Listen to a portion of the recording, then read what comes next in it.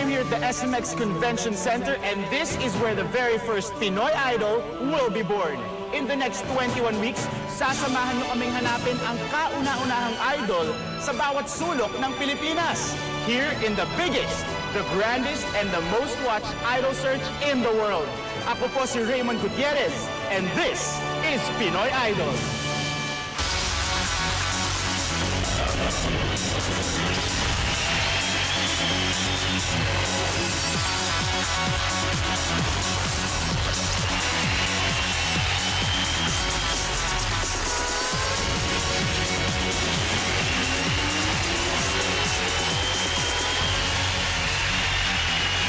В мировой практике Припаренос. Welcome to Singapore Idol. You're there. Get ready. This is Australian Idol. This is American Idol. Watched by 37 million viewers in the US alone. Aired in over 40 territories worldwide. Global voting has now reached the 3 billion mark. Very chance to you. We're starting to lose control. Oh, brought me here. You're another one that I'm going to send my doctor's bill for destroying my eardrums. Ang idol na ang may pinakamalawak, pinakamalaki, at pinakanangungunang talent search sa buong mundo.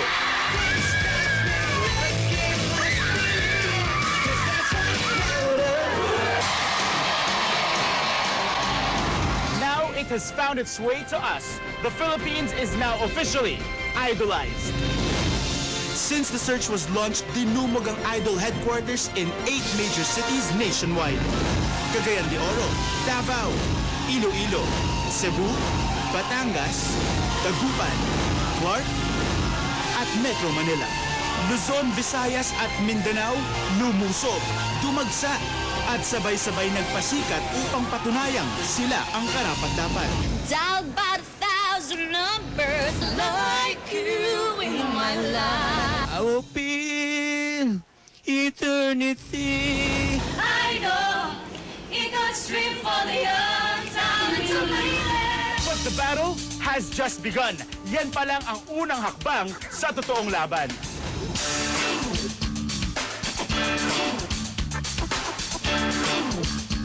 Ang libo-libong nag-aasam maging Pinoy Idol ay dapat pumasa sa panlasa at pagkilatis ng 3 mapanuring hurado. Together, they will help us decide who rightfully deserves to be called Idol. Meet the Pinoy Idol judges. He's straight to the point and can be brutally frank.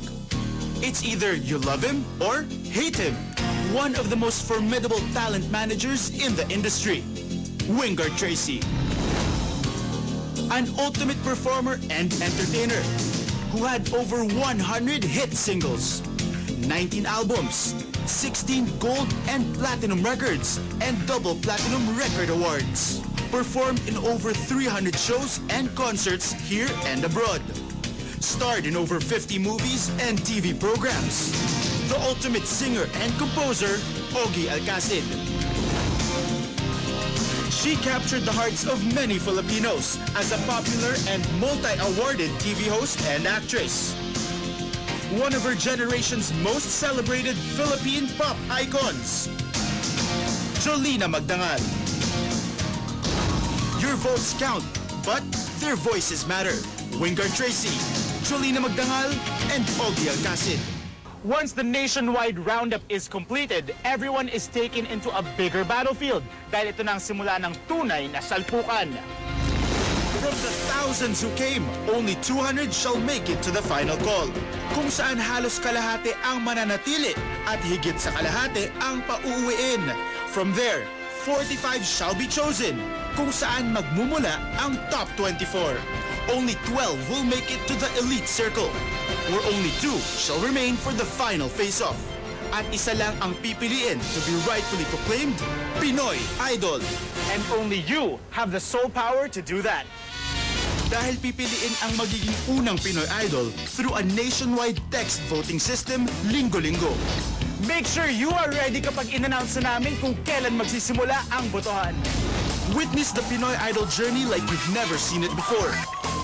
Experience the drama of stories unfolding. I'm a single mother. Gay ka ba? Hindi po. Wala kang experience sa ganyan. To be frank po, meron. Reality biting.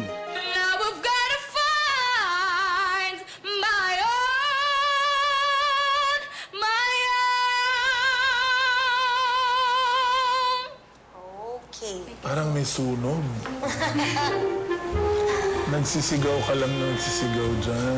There were moments of gold and there were flashes of light. Hazel, pwede kang kanta ng ibang kanta, yung hindi Celine Dion, kasi parang naririnig ko sa Celine Dion. Ako hindi eh. Di ba? Pangit na si Lindy yun ang narinig. Hearts breaking. Wala akong kinalaman yung kalitan ng voice sa pagiging Pinoy Idol.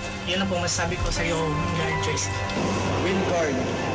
Watch me in another country and I prove to other people that I can make it in another country. Even not here, but I can make it in another country. Watch out for me. Lives changing. Sorry po.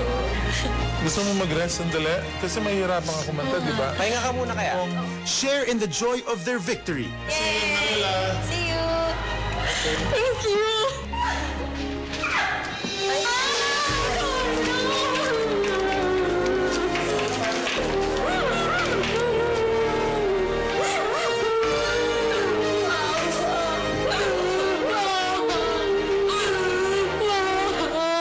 And melt in their moment of defeat. What do you think happened in there?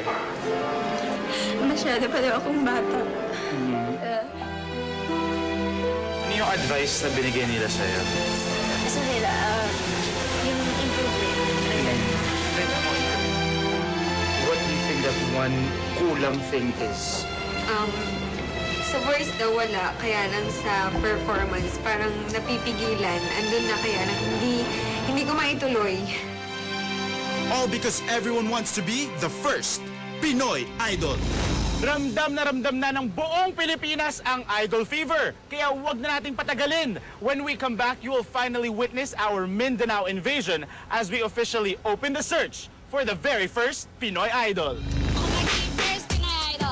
Maghintay na po kayo dahil lalabas na po ang next Pinoy Idol. Abangan niyo ako dahil ako na ang susunod na Pinoy Idol. Ako ang first Pinoy Idol. I'm gonna be your first Pinoy Idol. And I'm gonna be the first Pinoy Idol. I'm Jenmei. And I'm Neri. I'm Nald. I'm Adele. Kami ang first Pinoy Idol! They say Cagayan de Oro is the land of gold and friendship, but this idol search may not seem to be a friendly competition. Masisikat dito ang may golden voice and personality. Get a load of more precious finds when Pinoy Idol returns.